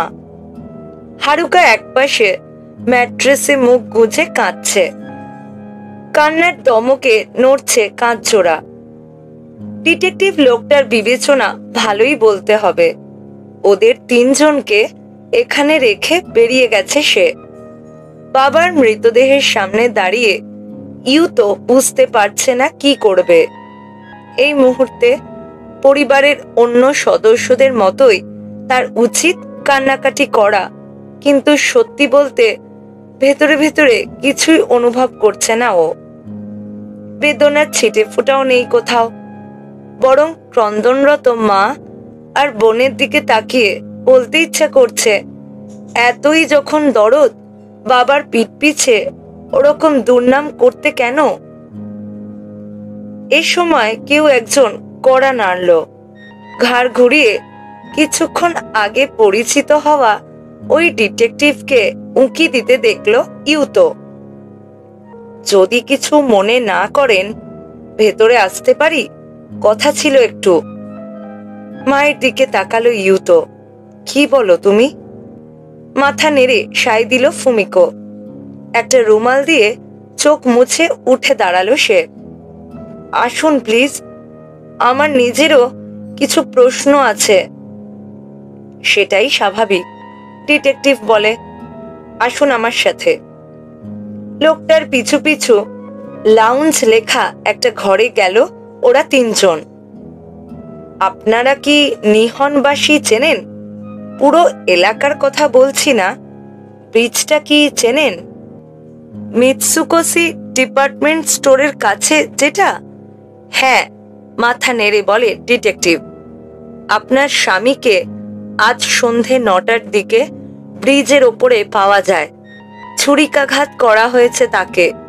ব্রিজের গোড়াতে একটা থানা আছে, সেখানকার কর্তব্যরত অফিসার দেখতে পান ওনাকে। তবে তাকে ছুরিকাঘাত করা হয়েছে অন্য এক জায়গায়। মিস্টার আওয়াইয়াগি সেখান থেকে ছুরিবিদ্ধ অবস্থায় হেঁটে নিহনবাসী ব্রিজের ওখানে যান। তাকে খুঁজে পাওয়া মাত্র অ্যাম্বুলেন্সে খবর দেয় অফিসার। দ্রুত নিয়ে আসা হয় এখানে। ও কি তখন জীবিত ছিল? আমাদের সেটাই মনে হয়, তবে আঘাতটা ছিল ভীষণ গুরুতর। ময়না তদন্তের আগে এর চেয়ে বেশি কিছু বলা সম্ভব না আমাদের পক্ষে। ময়না তদন্ত কথাটা শোনার পর ইউতো বুঝতে পারল পরিস্থিতি আসলে কতটা সঙ্গীন। অত্যন্ত জঘন্য একটা অপরাধের সাথে জড়িয়ে গেছে ওর পরিবারের নাম। কিন্তু আমার স্বামীকে আঘাত করেছিল কে? ফুমিকো জানতে চায়। তাকে ধরতে পেরেছেন আপনারা? না, অপরাধীকে এখনো শনাক্ত করা সম্ভব হয়নি। আসলে শনাক্ত করার মতন কোনো সূত্র এখনো পাইনি আমরা। আপনার স্বামীর ওয়ালেটটা যেহেতু পাওয়া যাচ্ছে না, সেহেতু ধরে নেওয়া যায় ছিনতাইকারীর কবলে পড়েছিলেন তিনি। এই মুহূর্তে ডিউটি আছে কিংবা নেই, স্থানীয় থানা সহ আশেপাশের সমস্ত থানার অফিসারেরা কাজ করছে খুনিকে পাকড়াও করার জন্য। টোকিও মেট্রোপলিটন পুলিশের মোবাইল ইউনিটকেও কাজে লাগানো হচ্ছে। এখানে আসার পথে নিশ্চয়ই পুলিশের গাড়ির ব্যস্ততা চোখে পড়েছে আপনাদের। পড়েছে তো বটে, মাথা নাড়ে ইউতো, কিন্তু মুখে কিছু বলে না। খুনির পক্ষে খুব বেশি দূরে যাওয়া সম্ভব না। আশা করছি দ্রুতই ধরা পড়বে। ডিটেকটিভের কণ্ঠ শুনে আত্মবিশ্বাসী মনে হচ্ছে। ধরে কি হবে শুনি? প্রশ্নটা করা থেকে নিজেকে খুব কষ্ট করে আটকালো ইউতো। ওর বাবা মারা গেছে। খুনি ধরা পড়ার পর তাকে মৃত্যুদণ্ড দেয়া হলেও এখন আর বাবাকে ফিরে পাওয়া যাবে না। আগামীকাল থেকে ওর জীবনে শুরু হতে যাচ্ছে দুঃস্বপ্নের চিরস্থায়ী প্রহর। মানসিক এবং শারীরিক দুভাবে এর মূল্য চুকাতে হবে ওকে। অন্ধকার ভবিষ্যতের কথা ভেবে একবার কেঁপে উঠল ওর পুরো শরীর। কেমন যেন হাহাকার টের পাচ্ছে বুকের ভেতরে। কিছুক্ষণের মধ্যে এই হাহাকার রূপ নিল উন্মত্ত ক্রোধে। ওর জীবন এভাবে নষ্ট করে দেওয়ার কোনো অধিকার নেই কারো। তাকিয়াকির বিষয় এটা সেটা জিজ্ঞেস করছে এখন ডিটেকটিভ লোকটা। তার জন্মস্থান কোথায়, পেশা কি ছিল, প্রতিদিন কি করত, এসব, কাদের সাথে মিশত, নিকট অতীতে কারোর সাথে কথা কাটাকাটি হয়েছিল কিনা, কর্মক্ষেত্রে কোনো সমস্যার কথা বাসায় বলেছিল কিনা, এগুলোও জানতে চাইল। কিন্তু ওদের তিনজনের কেউই এই সাধারণ প্রশ্নগুলোর সুষ্ঠু জবাব দিতে পারল না। সত্যি বলতে কর্মক্ষেত্র নিয়ে কখনোই খুব বেশি আলাপ বাসার মানুষদের সাথে করেনি সে। তাছাড়া ওরাও এই বিষয়ে তেমন একটা আগ্রহী ছিল না। হাতের নোটবুকটার দিকে চোখ বুলানোর পর একটু হতাশই মনে হলো ডিটেকটিভকে। ওদের উত্তরগুলো টুকে নিচ্ছিল সে, কিন্তু ইউতোর মনে হয় না ওখানকার কোনো তথ্য তদন্তে কোনো কাজে আসবে। ভিকটিমের পরিবার হওয়া সত্ত্বেও ওরা কোনো প্রকার কাজে আসছে না দেখে ডিটেকটিভ লোকটা বিরক্ত হচ্ছে কিনা ভাবলো। এ সময় একটা গুঞ্জনের শব্দ ভেসে এলো ডিটেকটিভের বুক পকেট থেকে। ফোনের ভাইব্রেশন। এক্সকিউজ মি বলে ঘরটা থেকে বেরিয়ে গেল সে। গভীর একটা দীর্ঘশ্বাস ছাড়ল ফুমিকো। কপালের দুই পাশ চেপে ধরেছে আঙুল দিয়ে, যেন মাথা ব্যথা কমানোর চেষ্টা করছে। আমাদের সাথেই এমনটা হলো কেন? কেন? কোনো কারণের কথা তোমার মাথায় আসছে মা? না, একটাও না। কারণ থাকতেই হবে। কে বলল? আমরা এখন চলবো কি করে? তোমাদের বাবার কোম্পানি কি কিছু করবে? ইতোমধ্যে টাকা পয়সা নিয়ে দুশ্চিন্তা শুরু হয়ে গেছে ফুমিকোর। তবে সেজন্য তাকে দোষ দিতে পারল না ইউতো। আসলে মনে মনে ওর নিজেরও এই দুশ্চিন্তা হচ্ছে, বাবার মৃত্যু ওদের জীবনে কি প্রভাব ফেলবে। ও কি আদেও বিশ্ববিদ্যালয়ে ভর্তি হতে পারবে? ডিটেকটিভ লোকটা ফিরে এলো এ সময়। আগের তুলনায় চিন্তিত দেখাচ্ছে এখন তাকে। একটা জরুরি আপডেট আছে। সন্দেহভাজন একজনকে খুঁজে পেয়েছি আমরা। ঢোক গিলল ইউতো। সেই কি খুনি? ফুমিকো জিজ্ঞেস করে। আমরা এখনো জানি না। এক যুবকের ব্যাপারে জানানো হয়েছে আমাকে। তার ব্যাপারে কিছু আলাপ আছে আপনাদের সাথে। একটু কষ্ট করে নিহনবাসী থানায় আসতে পারবেন? ওই লোকের সাথে দেখা করতে হবে নাকি? মরিয়া কণ্ঠে জানতে চায় ফুমিকো। যে আমার স্বামীকে খুন করেছে? হাত নেড়ে সম্ভাবনাটা উড়িয়ে দিল ডিটেকটিভ। অবশ্যই না, আপনাকে কিছু জিনিস শনাক্ত করতে হবে। তাছাড়া আমরা এখনো জানি না যে ওই যুবকই কালপ্রিট কিনা। আসতে পারবেন কি? ইউতোর দিকে তাকালো ফুমিকো। না যাওয়ার কোনো কারণ খুঁজে পেল না ও। নিশ্চয়ই পারবো। আধ ঘন্টা পর ইউতো, ফুমিকো আর হারুকাকে নিয়ে একটা পুলিশের গাড়ি পৌঁছে গেল নিহনবাসী থানায়। বিভিন্ন টিভি চ্যানেলের ভ্যানগুলো আগে থেকে চটলা পাকিয়েছে থানার বাইরে। ইউতো ভেবেছিল প্রশ্নের তুবড়ি ছুটে আসবে ওদের দিকে, কিন্তু ওরা গাড়ি থেকে নামার পরেও কেউ এগিয়ে এলো না। খুব সম্ভবত গণমাধ্যম কর্মীরা ওদের পরিচয় জানে না। বাইরে থেকে দেখে থানা অফিসটা একদম সাধারণ দর্শন মনে হলেও ভেতরে ঢুকে সেই ধারণা আমূল পাল্টে গেল ইউতোর। প্রথমেই চোখে পড়বে লবির সামনে বিশাল সিঁড়ি। কাঠ কুদে ভীষণ যত্নের সাথে বানানো হয়েছে নকশাদার রেলিং। একটু সেকেলে ফ্যাশনের রিসেপশন কাউন্টারটা মার্বেলের তৈরি।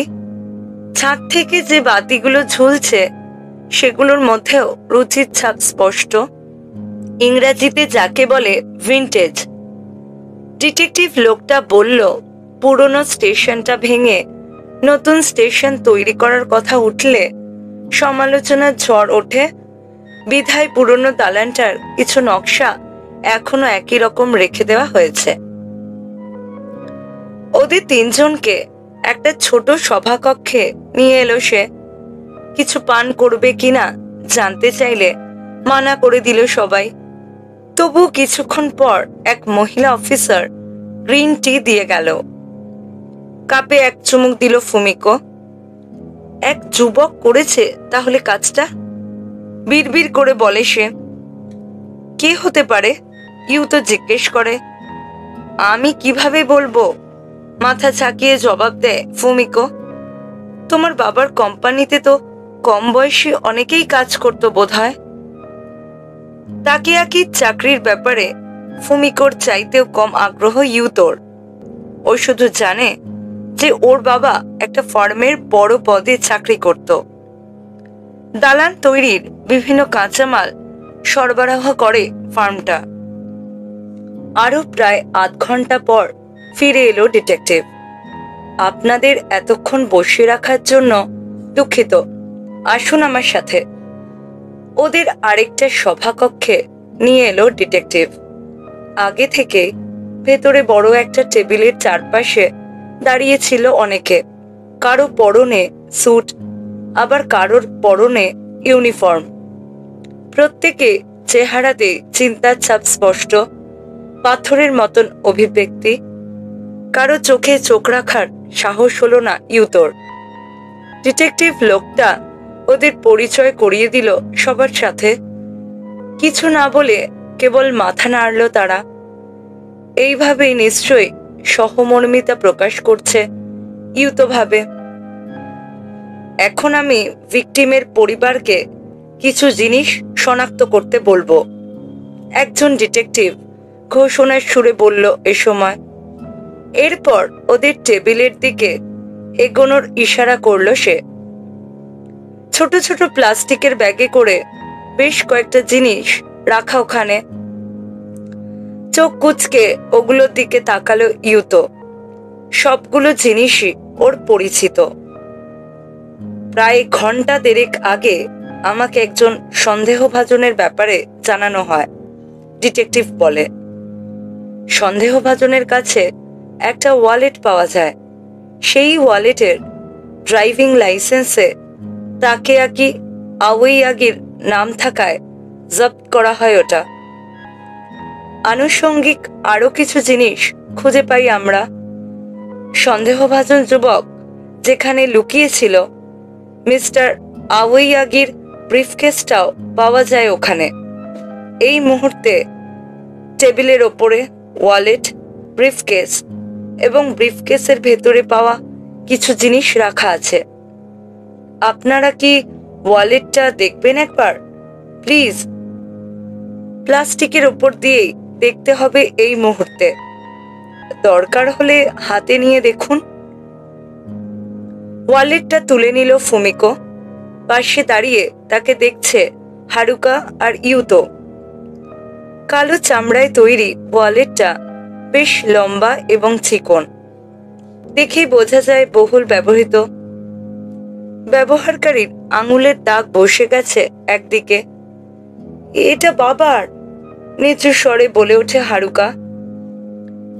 রেস্তোরাঁয় পুরো পরিবার একসঙ্গে খেতে গেলে বিল পরিশোধের সময় বাবার ওয়ালেট থেকে জাদুকরদের ভঙ্গিতে 10,000 ইয়েনের নোট বের করার দৃশ্যটা মনে পড়ে গেল ইউতোর। দীর্ঘদিন হয়ে গেল একসাথে কোথাও খেতে যায় না ওরা। এটা আমার স্বামীর, দৃঢ় কণ্ঠে বলল ফুমিকো। আলতো করে একবার মাথা নেড়ে টেবিলের ওপরে রাখা অন্য আইটেমগুলোর দিকে ইশারা করলো ডিটেকটিভ।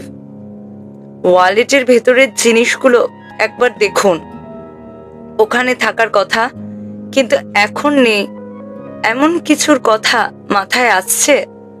কিংবা সন্দেহজনক কিছু চোখে পড়ছে?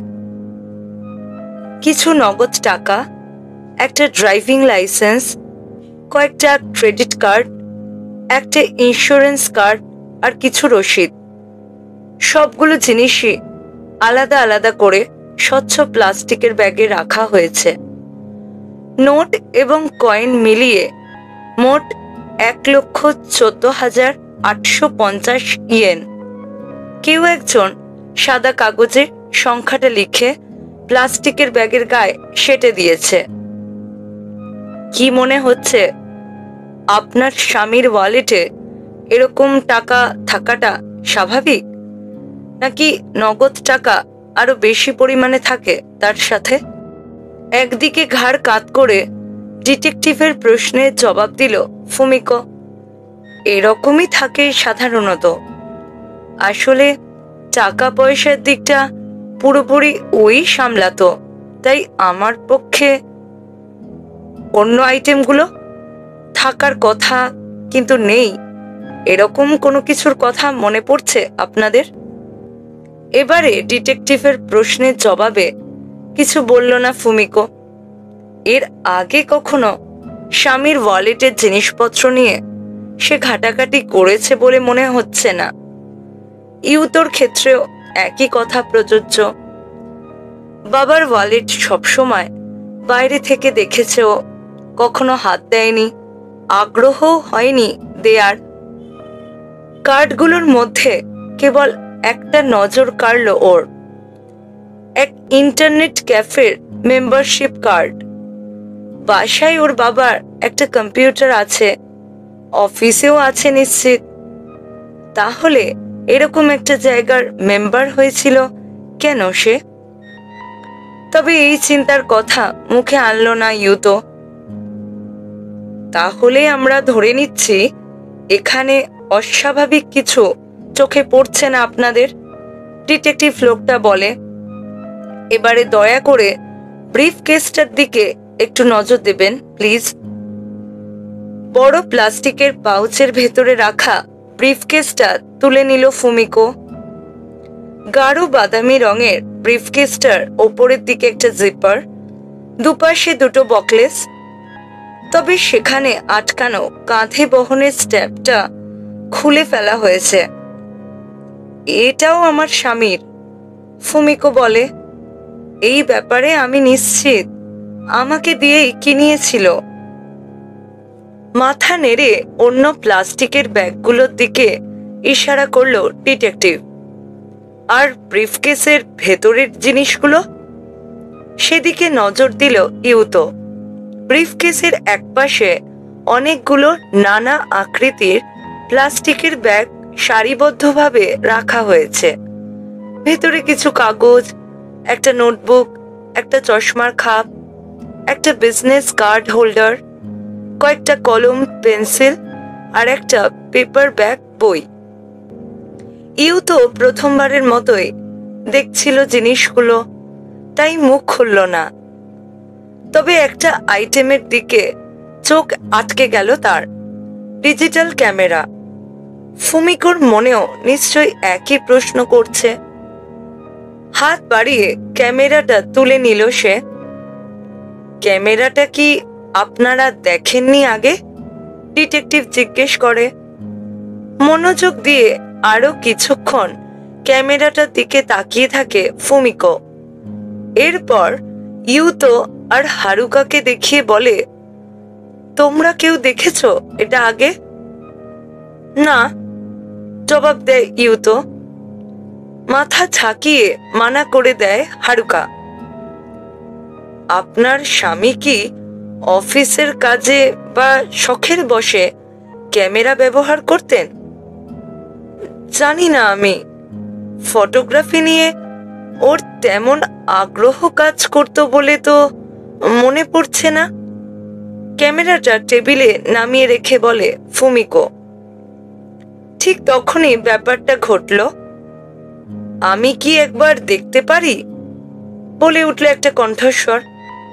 লম্বা চওড়া গড়নের ধূসর স্যুট পরিহিত এক লোককে খেয়াল করলো ইউতো।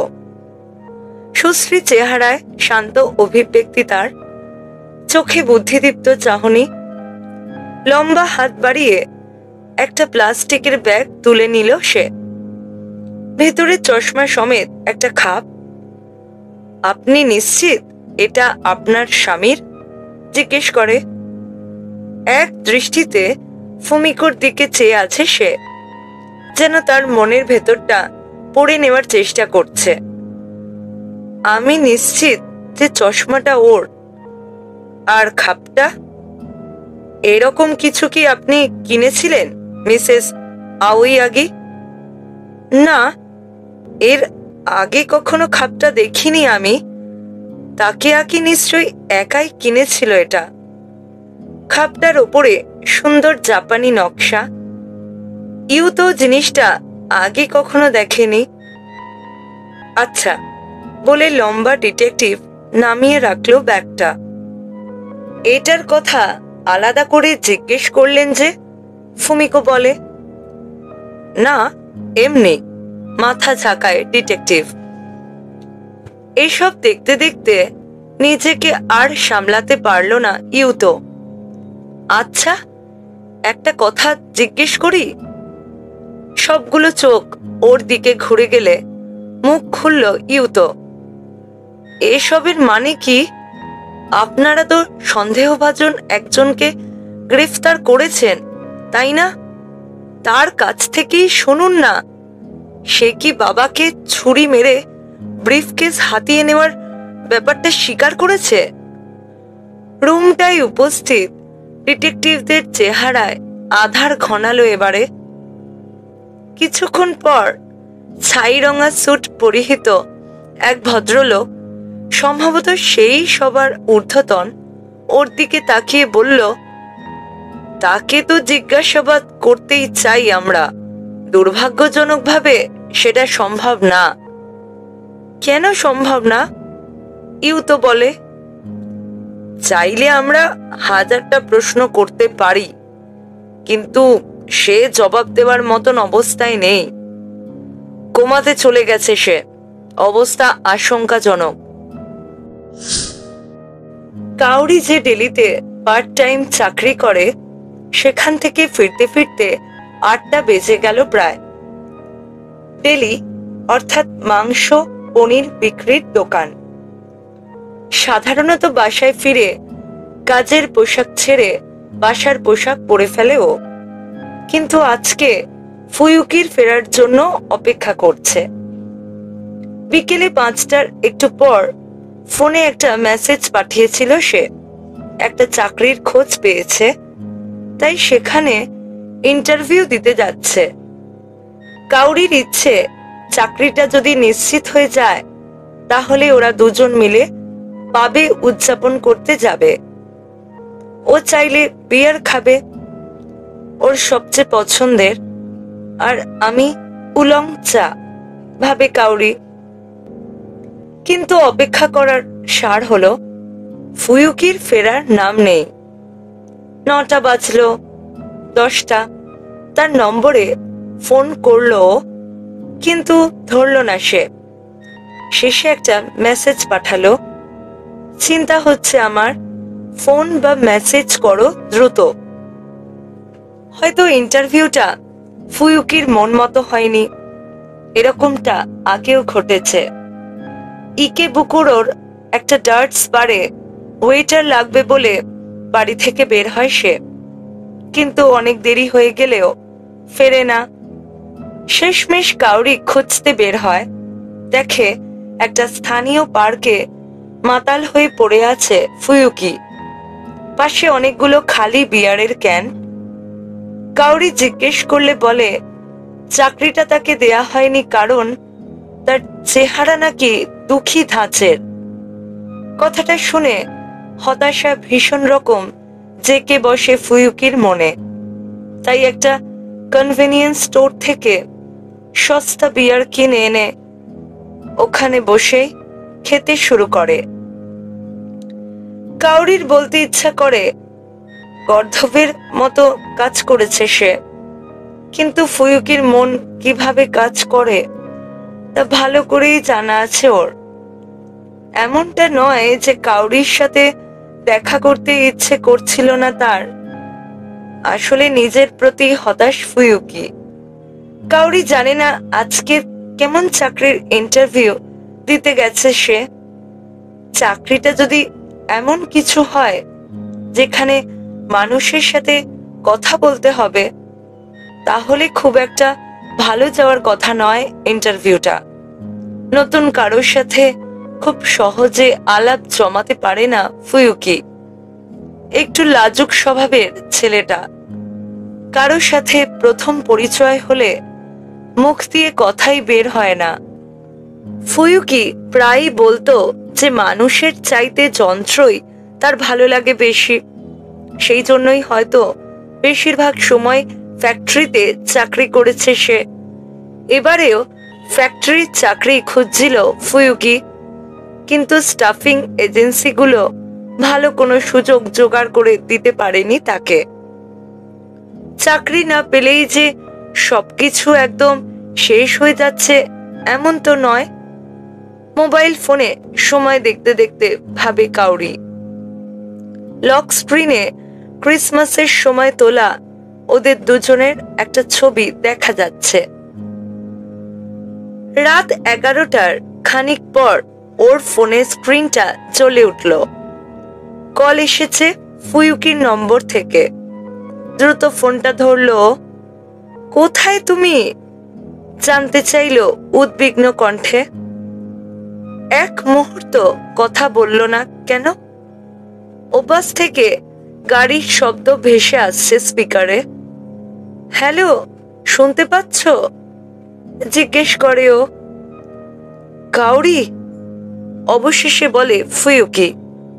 কি করব বুঝতে পারছি না, খুব খারাপ একটা কাজ করে ফেলেছি আমি, বেদনাসিক্ত কণ্ঠে বলে ফুয়ুকি। কি বলছো এসব? খুব খারাপ একটা ঘটনা ঘটে গেছে, কি করব বুঝতে পারছি না।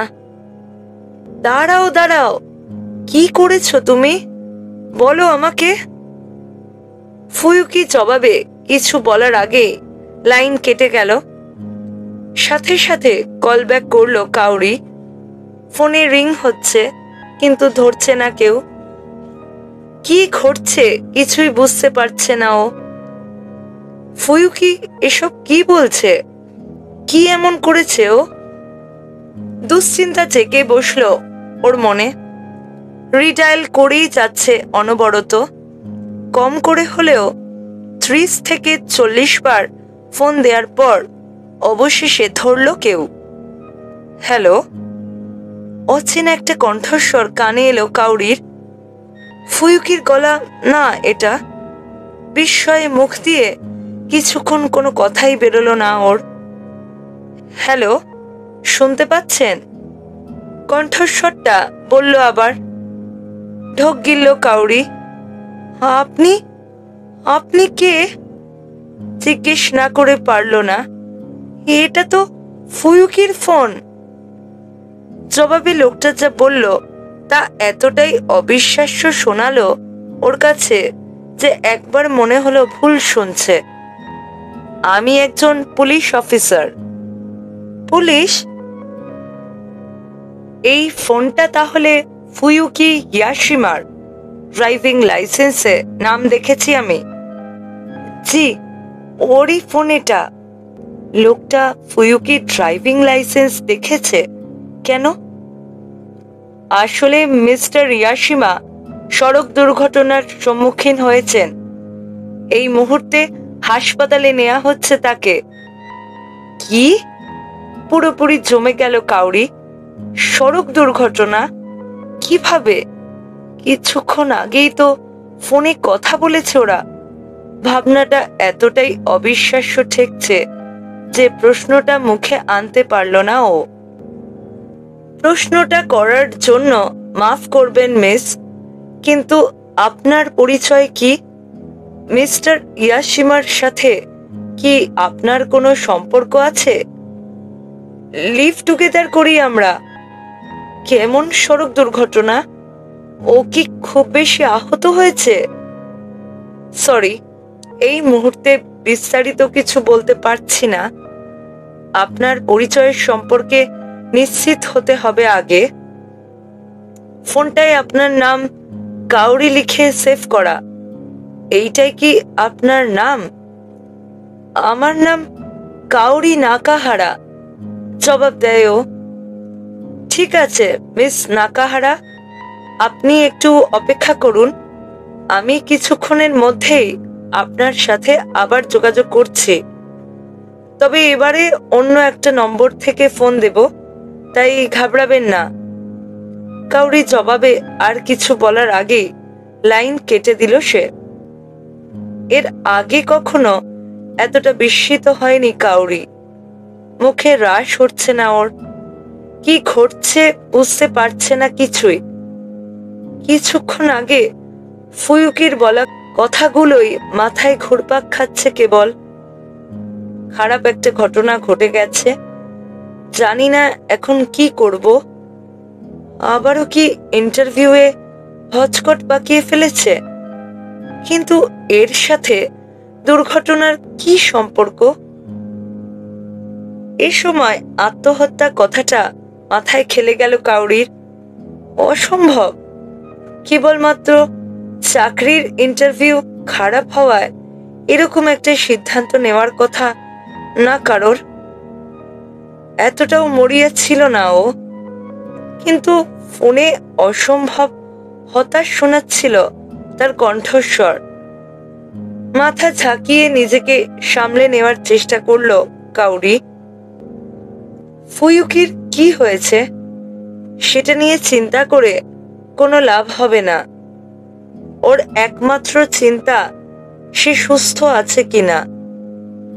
দুর্ঘটনার কারণে হাসপাতালে নিয়ে যাওয়া হয়েছে তাকে। অবস্থা কি খুব বেশি খারাপ?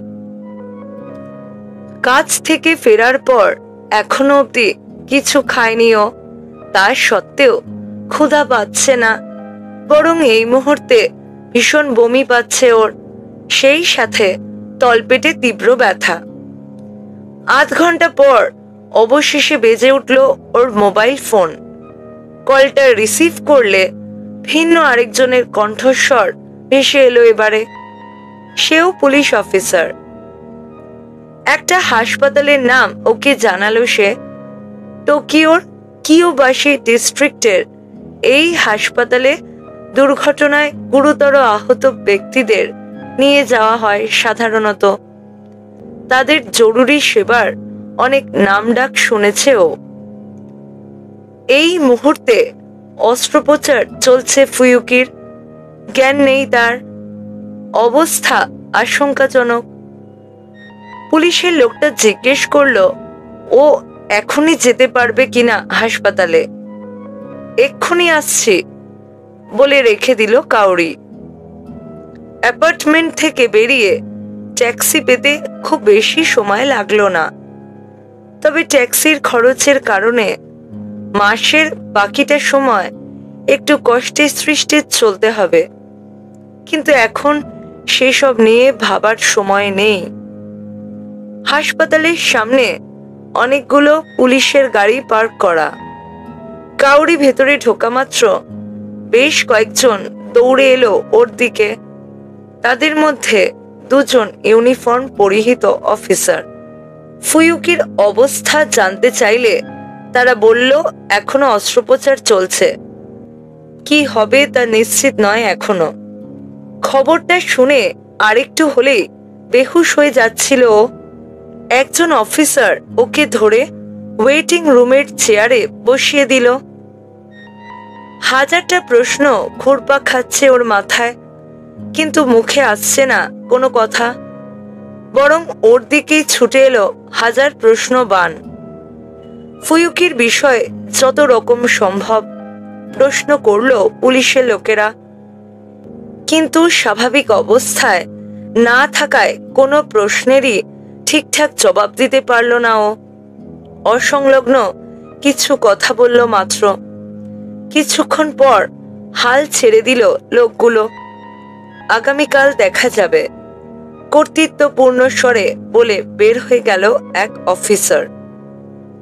ওয়েটিং রুমে বসে ও এক নাগারে প্রার্থনা করে গেল যেন ফুয়ুকি সুস্থ হয়ে যায়। এখনো অনেক কিছুই মাথায় ঢুকছে না ওর। পুলিশের লোকেরা যা বলছে সেগুলো নিয়ে আরো একবার ভাবলো।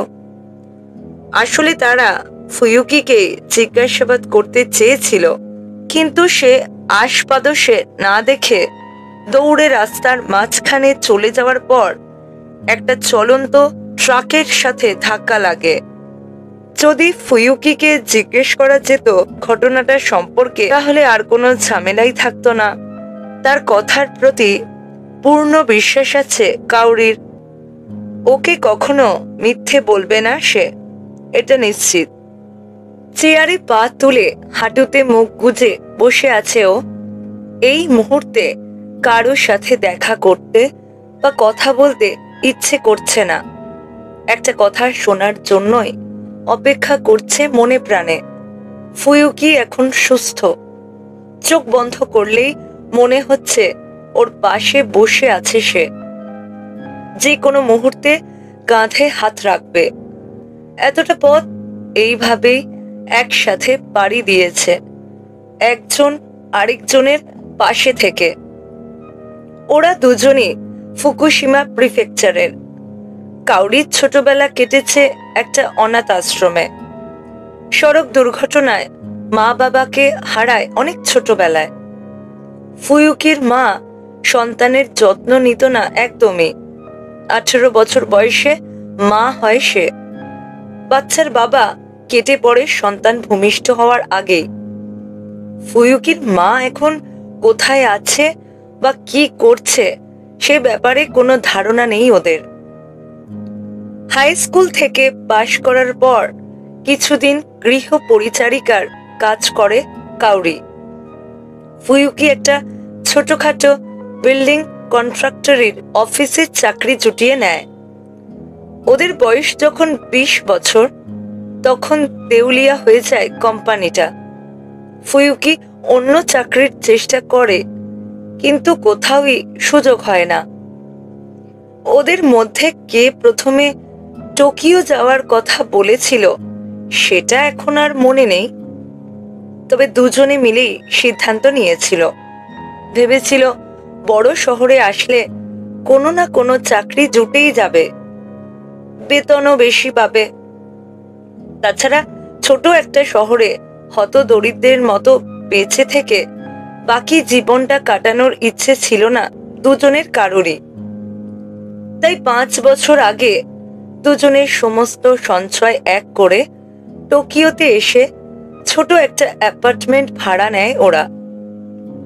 একসাথে থাকতে শুরু করে। ভেবেছিল এখানে আসার পর ভাগ্যদেবী মুখ তুলে তাকাবে। সুখে ছিল দুজনে। রাতের বেলা কাজ থেকে ফিরে দু চোখ ভরা স্বপ্নের কথা বলবে একে অপরকে। ফুয়ুকির স্বপ্নটা ছিল একদম সাধারণ, ভালো একটা চাকরি পেলেই পড়তে যাবে সে। কিন্তু দেশের অর্থনৈতিক অবস্থা যে এতটা খারাপ সেই সম্বন্ধে কোনো ধারণা ছিল না ওদের। চাকরি পাওয়ার স্বপ্নটা খুব দ্রুত ধূলিসাৎ হয়ে যায়। ফুয়ুকির হাতে কেবল দুটো সুযোগ ছিল তখন, কোনো কারখানায় চাকরি করা অথবা এজেন্সির মাধ্যমে দিন মজুরের কাজ করা। কাউরি বেশ কয়েকটা পার্ট টাইম চাকরিতে ঢুকে পড়ে। খাওয়া আর ভাড়া দিতে সব টাকা শেষ হয়ে যায় ওদের। যে নির্ঝঞ্ঝাট জীবন চেয়েছিল তার সন্ধান আর মেলে না। এরপর একটা ঘটনায় বদলে যায় হিসেব নিকেশ। 6 মাস আগে বিনা নোটিসে কারখানার চাকরিটা চলে যায় ফুয়ুকির। মরার ওপর ঘাড়ার ঘাড় মতন পরপরই অসুস্থ হয়ে পড়ে সে। নতুন কোথাও ঢুকতে পারে না। রুটি রুজির দায়িত্ব এসে বর্তায় কাউরির ওপরে। গত কয়েক মাসে ঠিকমতো ভাড়াও দিতে পারেনি। আমাকে মাফ করে দাও কাউরি, কোনোভাবেই সাহায্য করতে পারছি না। সারাক্ষণ ওর কাছে এইভাবেই ক্ষমা চাইতো ফুয়ুকি। এরপর বলতো, আমি হাল ছাড়বো না, আজ হোক বা কাল তোমাকে ভালো রাখবো। চাকরি একটা জোগাড় করেই ফেলবো যত দ্রুত সম্ভব, তখন সবকিছু সহজ হয়ে যাবে দেখো। তাই করো তুমি, তাই করো।